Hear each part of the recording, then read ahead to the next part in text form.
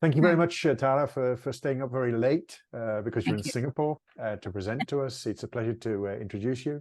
You're a research fellow at the Nanying Business School, I should say, at the Nanying Technical School University. NTU, yes. In Singapore, and together with your colleague Professor Waifong, you've written a book, Identifying Business Opportunities Through Innovation. Yes. And I think as part of that, you've done a very interesting piece of research, which I'm looking forward to hearing about. So over to you. Thank you. Well, good evening, everyone. It's a pleasure to be with all of you this evening. I wasn't quite sure how to design this presentation today, like in the interest of time. I had to make some decisions on what would be of interest commonly across, the entire team that we have today. So I've kind of partitioned, segmented it into 3 key segments. So if it's okay with you, we will have a short presentation. I have the slides ready. I do a slideshow. And I don't want to spend too long on it. So if I can take about 15 minutes, 10 to 15 minutes, I think that will give us sufficient time to have a Q&A, maybe some feedback or any kind of engagement from the rest of you. And that would be great. And then we'll take it from there. So with your permission, let me start I'll share my screen, the slides. Give me a minute.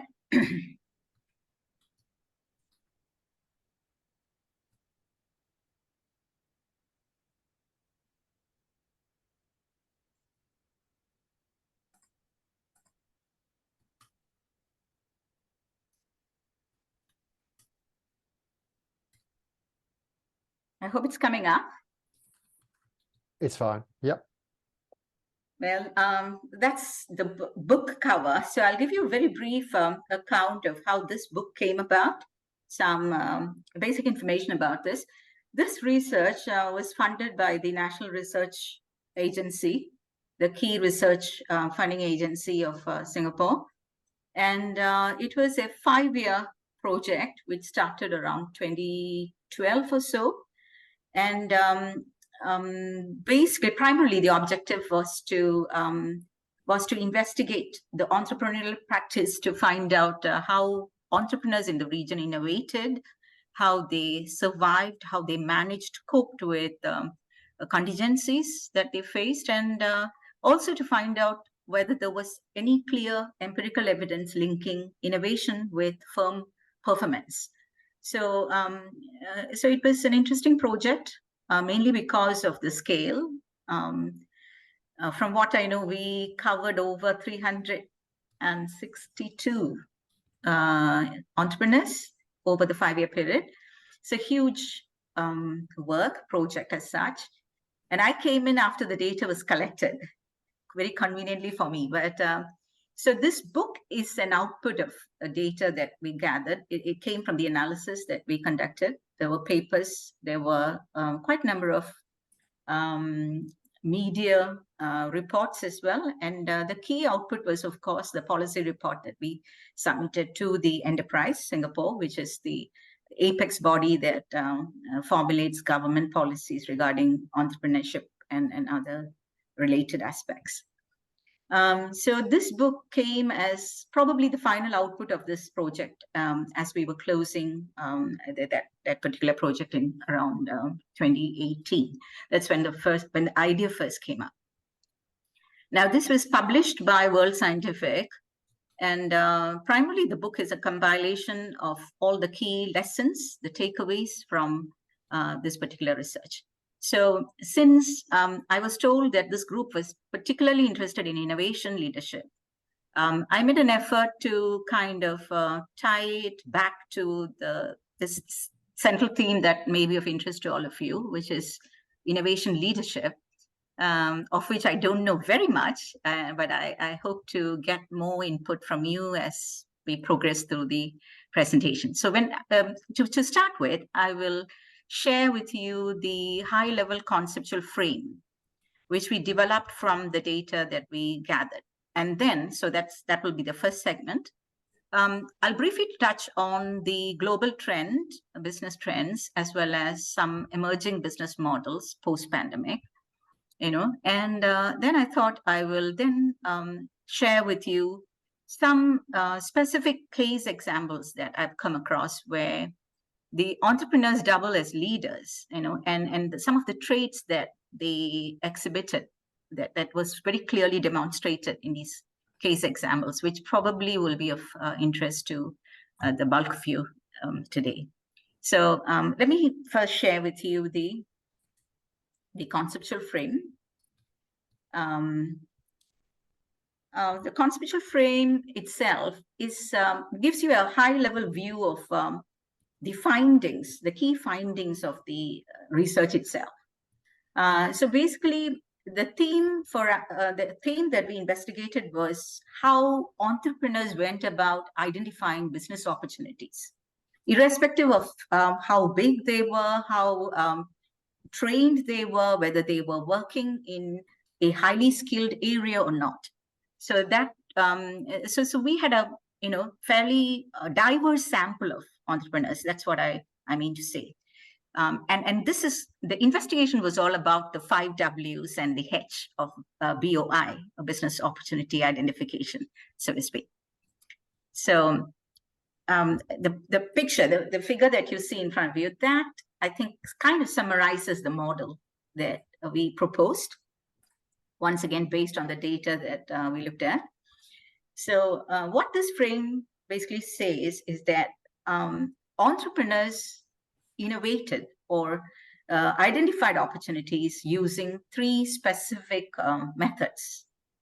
And the key thing about these methods were they originated from the entrepreneur, but how the person discovered these opportunities depended on what he did. For example, we had a group of them who identified opportunities by looking inward. So under here, we have examples of people that looked at their own personal problems, or looked at people surrounding them, their family members, or somebody they meet on a day-to-day basis.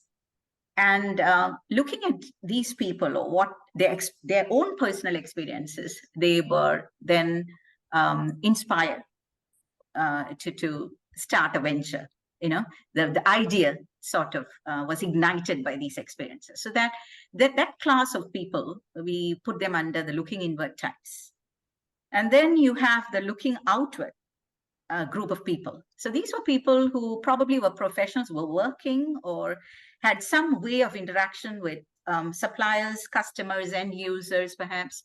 They had opportunities to attend seminars and conventions, probably, or some such. And so these were people who had that experience, and they could look outward towards their end users or customers or suppliers to once again be triggered by problems they faced or something they're doing well or not so well, and then they gain their inspirations from these.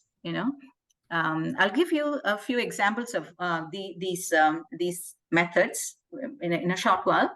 And then towards the end of the spectrum, we also have entrepreneurs who are widely traveled, worldly wise and professional, skilled, etc. And these are people who gain their inspiration from traveling abroad. Maybe they have ideas that they pick up from their travels. Maybe they have ideas that they see in other domains, not the domains that they work in, but domains that are external to the domains they are familiar with. And they try to integrate some of these things that work well in these external domains into the domains that they are familiar with. So there's a lot of these cross-cultural exchanges and so on taking place here.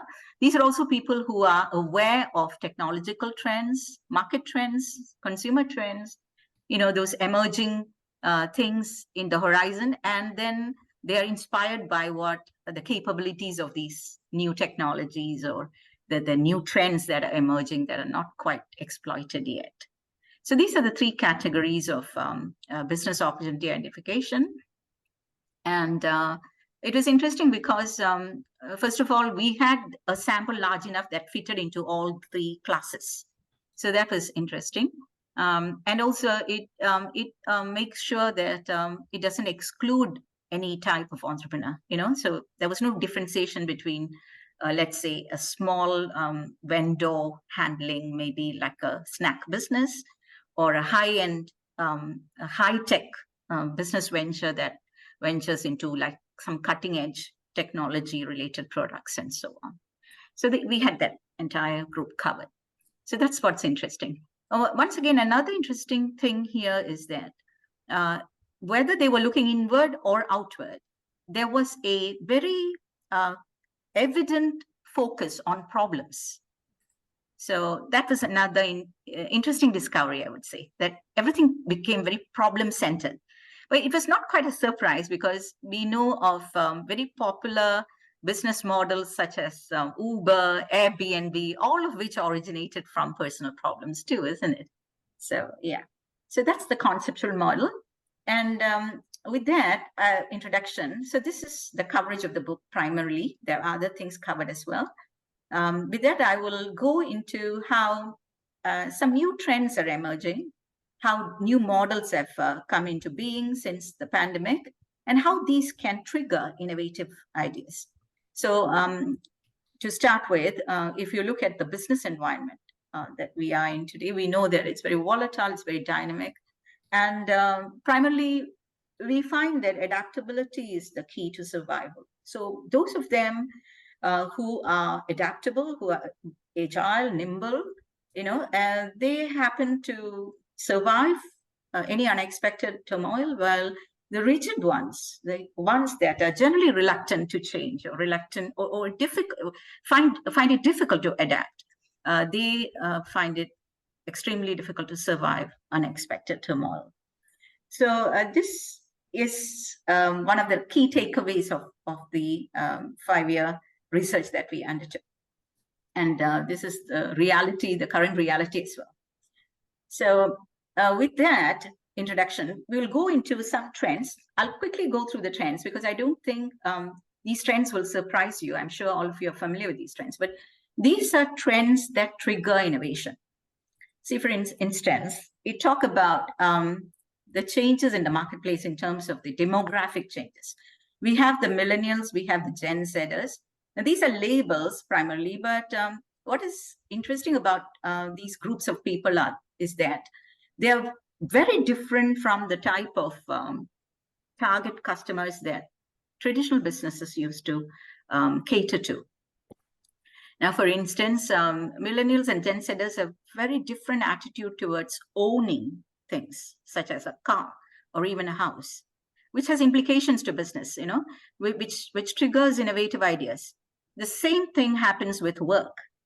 Gone are the days when of the iron rice bowl, so to speak. We now live in a time when we are talking about platform-enabled gig work, remote working, hybrid working, and so on. So things are different to the extent that there is workplace loyalty has become a thing of the past, so to speak, because we have platforms that allow people to work in areas that they prefer, but without having to get tied down to any one employer, so to speak. So these are, again, strong trends, emerging trends. There is also this technology-enabled trend of platform-mediated trust. Recently, I was having a conversation with some of my peers, and they were sharing with me the concern about how their offsprings are just way too naive or way too trusting about sharing things online and in public platforms and so on, which is true. I mean, that's the way they have grown up with the internet and public platforms and so on. So they don't really find it intimidating. So there is this platform-mediated trust. And there's a shift of mindset of people belonging to certain age group towards they are swinging more towards sharing, renting, that sort of thing. So there's also this mindset that why pick up the burden of ownership when we can easily avail of the resources on a rent basis. So therefore, there's also this rising economy, rise of the sharing economy, which is, collectively all of us who are all plugged on to this platforms where we can make use of resources that are underutilized, use it when we need it, give it up when we don't, and we only pay it for pay-per-use and not buy it, that sort of trend. So furthermore, as you know, there is also this growing consciousness about sustainability. So for example, from the consumer point of view, there's clean label consciousness. People read labels. They want information that's easy to understand. They prefer things that are more like made at home, homemade, free from gluten, free from added sugar and things like that. So there's that rising consciousness amongst consumers, which is also triggering new business ideas. Now, going on, you may have heard of a circular economy, a bioeconomy, and so on. These are all strong emerging trends, which in future will decide what a new innovative business model will look like. Now, in circular economy has already kicked in, and there are a lot of shifts in current business environment where the businesses are taking care of the entire life cycle of the product. Unlike very differently from the past when they used to manufacture and sell and forget about it. So all they did was design, make, and sell. And from there, they're going on to now recycling, waste processing, ensuring that environment is protected in the course of all of this. So to give you an example, for example, we have the Schiphol Airport in Amsterdam, where the lighting by Philips, the leading bulb makers, Philips, the electric company. So they are now looking at not selling bulbs to the airport, but providing them with lighting. So which basically means that they own the lighting of the airport rather than just make do with selling bulbs to the airport. So that sort of trend. Then there's bioeconomy, which is more about how biological knowledge can be linked to, let's say, technological advancements, maybe in farming, in agriculture, and so on, whereby you can exploit technology for, farming and increasing productivity in farming, while at the same time taking care of natural resources in a way that's sustainable. So there are all these emergent trends which we believe will change the way business is done across the world in the coming years. Now, as we all know, there's also this unforgettable experience of the pandemic. And pandemic has changed a lot of things for all of us. One example would be how telehealth has come to be a very common application in healthcare, which at one time before pandemic was unthinkable. We couldn't imagine the internet being used as a medium, as a channel for a doctor to provide consultation to patients, whereas now it is a norm. In fact, in Singapore, there's a lot of push towards tech-savvy people staying home and opting for a teleconsultation as opposed to the traditional way of, physically meeting up with a physician and so on. There's also some emphasis on mental health, because these were issues that came to the forefront during the pandemic. So that's another. And of course, we have consumers, a huge change in consumerism. We call it the trend towards conscious consumerism. So we were talking about clean label consciousness, and it's similar, where we have people who are more discerning about what they buy, how much they buy, and where does it come from? Does it come from a sweatshop and so on? Does it harm the environment when I consume it or when I dispose it of? All these things are becoming important determinants of purchase. So of course, in response to that, we also have several new business models. And I think, the Uber model keeps coming up because it has revolutionized the way taxi business was traditionally run, isn't it? So just to give you a few examples, I'm not going into all the examples, but some key things. For example, we have the multi-sided platforms that have brought into the limelight this sharing economy-based business models. Basically, it's just platform linking buyers and sellers. It's just that the platforms are there and makes it convenient for even a small player to utilize a channel for larger reach, for global reach, and so on. So that's becoming a trend.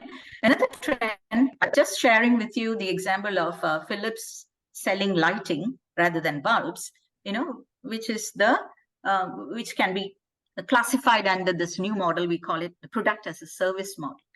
So in the olden days, I see this quote is something I particularly like from Theodore Levitt, the American academician, who says people don't want to buy a quarter-inch drill. They want a quarter-inch hole. I think it summarizes the essence of product as a service model. So basically what it means is that when you try to sell a product, instead of being too narrowly focused on the product that you design and sell, you have to think in terms of what the product does for the consumer, what needs it address. So that's a change in a totally different shift in the kind of models, business models that we come up with to turn it around from, let's say, mass production to personalized services and so on. Now, so basically here we are letting the consumers pay for a service that they get rather than for a product that they would buy with with the hope that it will address their need. So it also plugs in very nicely with this new mindset shift that I was talking about, where the consumers are shifting more towards renting rather than owning, whether it's a house or a car. Then the new pandemic business models have come up sprung all around. I was talking about telehealth services and so on. But in the future business models, we hope to see more social awareness, more environmental consciousness, responsibility, and so on. Because there is increased awareness regarding all these aspects globally post-pandemic. There's also low-touch economy, which of course, we can't forget about how it used to be during the pandemic. We wanted the social distancing, we wanted sanitization, and somehow this has been embedded in our minds now that it is possible to run a business, even if it's a service business, with lower interactions, lower touch, which probably is kind of dramatically different from how it used to be in the past, I think. So these are some of the. Now, what I'm going to do is I'm going to move on to the third segment, where I'm trying to get into the leadership traits and so on. I think I'm sure we will have sufficient time for Q&A and your feedback and responses. So if you're okay, I will move on to the third segment now, and then we will have the Q&A. So this third segment, I just want to talk about entrepreneurial traits that are particularly conducive for innovation. Now, I have to be honest that this particular research that we undertook under Prof's leadership, we did not particularly look into leadership as such. But of course, you can see that entrepreneurs are also leaders, but there was a particular study which was published in a high-ranking journal and co-written by Prof. Bo. And this particular one used a game-based application to study the differences in traits between entrepreneurs and managers. So it was an experimental setup, and they used a game to kind of get some data on how different the traits were between entrepreneurs and professionals, managers. And the finding was that entrepreneurs were very much more quicker to adapt to changes in the environment than the professionals than the managers. For instance, they build trust very much faster, quickly, and they reacted to trust violations quickly, and they also recovered from a trust break very quickly. So basically there was that agility, I think, that's the thread that runs through all of this. So that was interesting. And now, one of the reasons why this may be the case would be because of the so-called entrepreneurial alertness, or an ability to notice opportunities which are normally invisible to other people around, even when they're not actively searching. So we do tend to believe that these are special people with a kind of antenna that they get some tuned into an environment to see things that normal people may not notice. So maybe that's the reason why they're able to react quickly to all these trust situations. So in a nutshell, we can say an entrepreneur is also a leader. And so if you look at leadership literature, you can see that the literature points in that direction. Entrepreneurship is considered like a smaller subset of leadership. So entrepreneurship definitely is a leadership, but of course, leadership is a bit more than entrepreneurship. So there may be other aspects as well. So for entrepreneurs, the leadership qualities are normally demonstrated in how they manage a challenge or how they seek or identify business opportunities. Now, the traditional qualities such as how do leaders inspire, provide, that kind of aspirational kind of leadership, that's another aspect which some of the entrepreneurs also might possibly have. Now, as you all know, leaders and innovation, there's a close link between the two of them, mainly because leaders, we see them as people who can foster inspiration, they provide intellectual stimulation, and they're also in a position to strengthen internal processes and structures to facilitate these innovative processes. They can also kind of take the lead to establish a culture, environmental culture, organizational culture where people are free to share. And of course, as you know, sharing is one of the prerequisites of innovation. Free sharing always stimulates innovation. We have several published research that provides empirical evidence linking the two, leadership and innovation, as well as innovation and performance.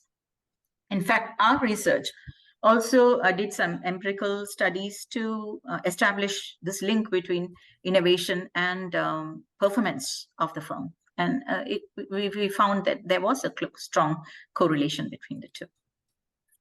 Now, when you talk about leadership traits, and I have a feeling some of you may be in a better position to comment or further elaborate on some of these points I'm making, we always tend to think of the leadership traits as falling under two categories, the bright and the dark side, So when you talk about the bright side, the good traits, so to speak, the big 5 traits come into the picture, like conscientiousness, extroversion, agreeableness, social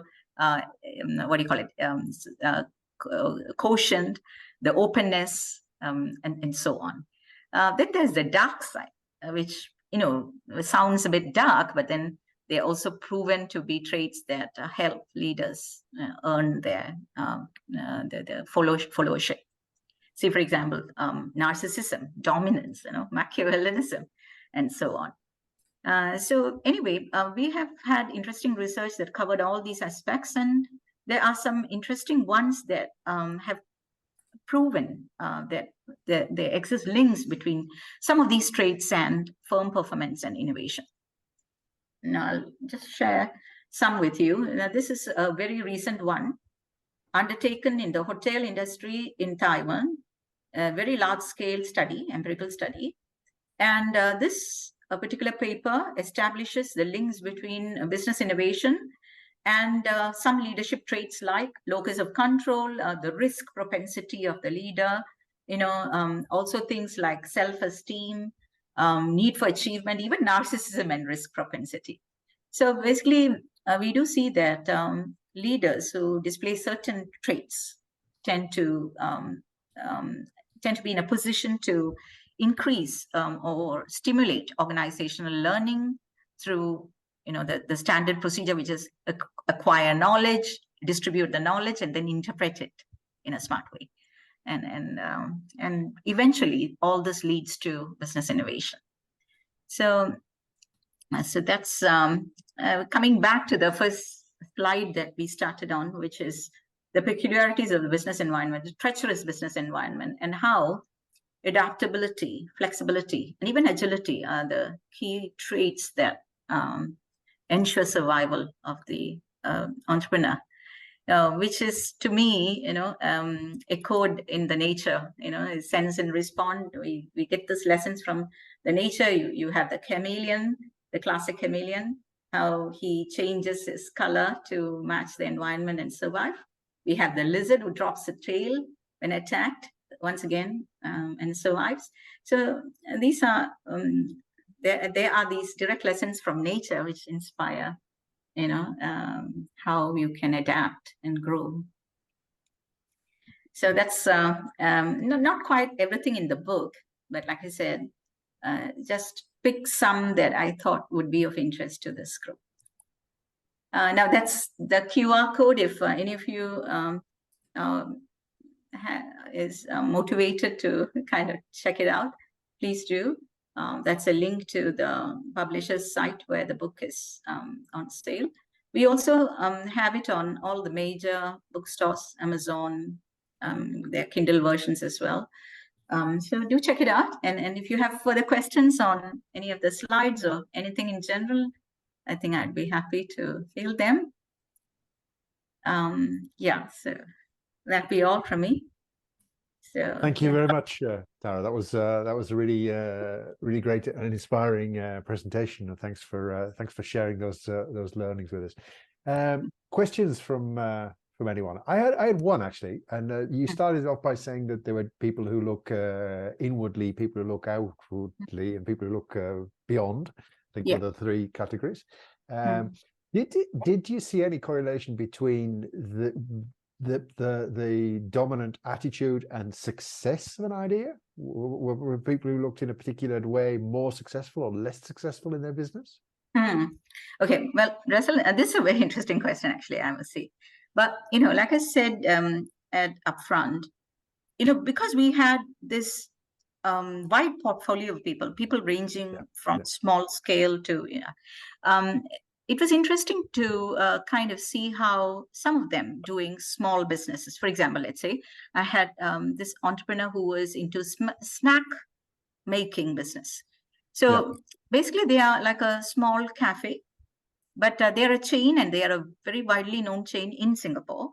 But then, if you compare the turnover with, let's say, somebody who is in the med tech business, somebody doing dialysis equipment or something like that, there's no comparison. But what I'm saying is, if you, it really depends on how you define the so-called success. To me, this cafe business is a success, really, because their brand is very widely recognized, their snacks are very popular, and for the business they're doing, their turnover is pretty good, So, but their idea came from looking outward. In other words, they were fundamentally doing the traditional snack business and so on, and then they look at what's going on, and they find out that a lot of people are getting very health conscious in Singapore. So there's a drive towards healthy eating, healthy lifestyle, and so on. And that is what kind of catches his attention, and he decides that he now wants to make snacks that are not deep fried, but rather baked. Right. And so they're hence healthier.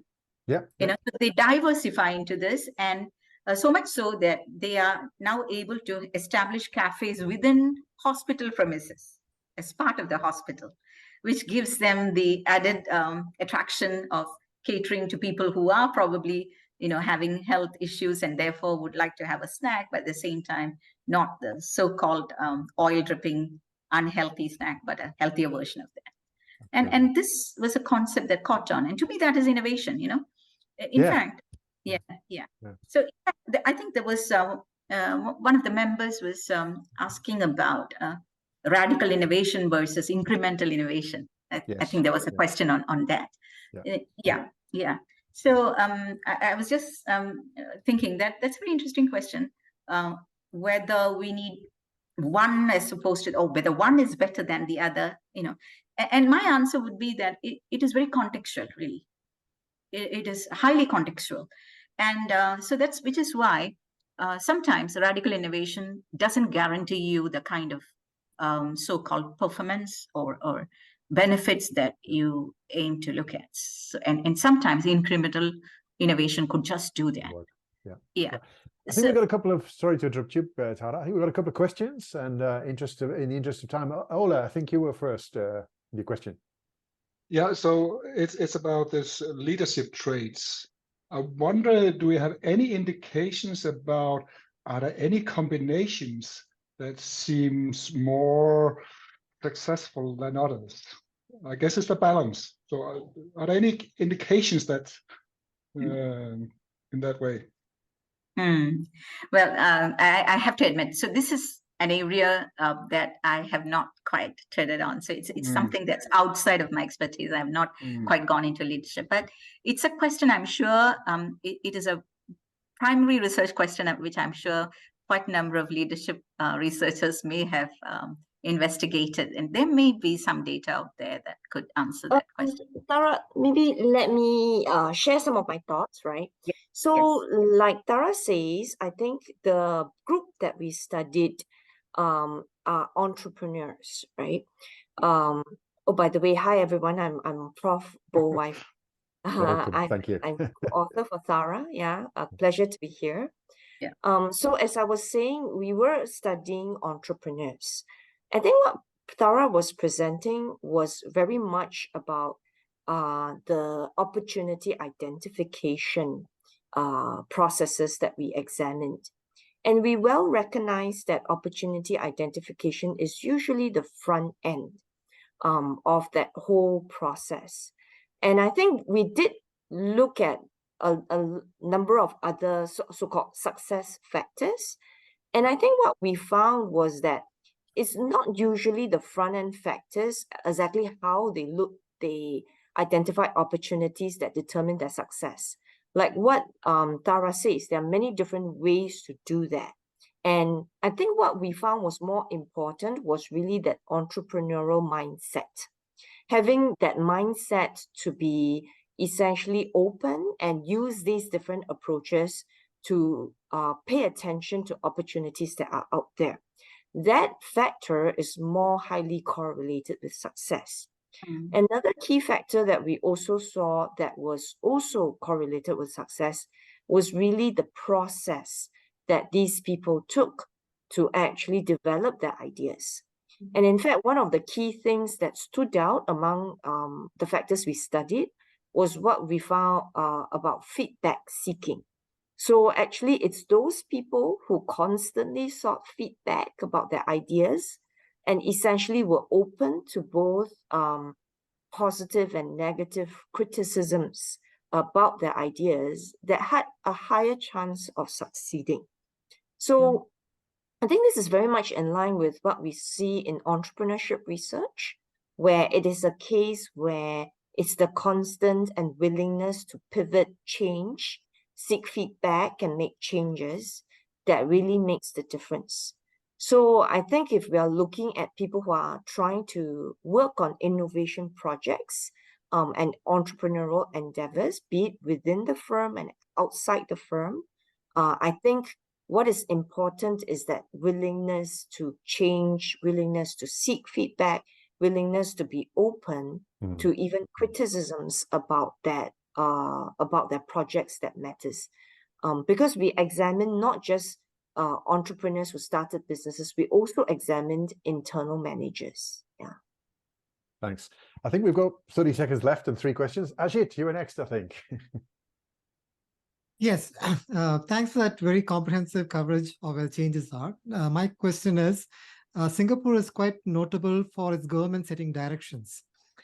So do you see any strategic directions for innovation that the government is setting coming up?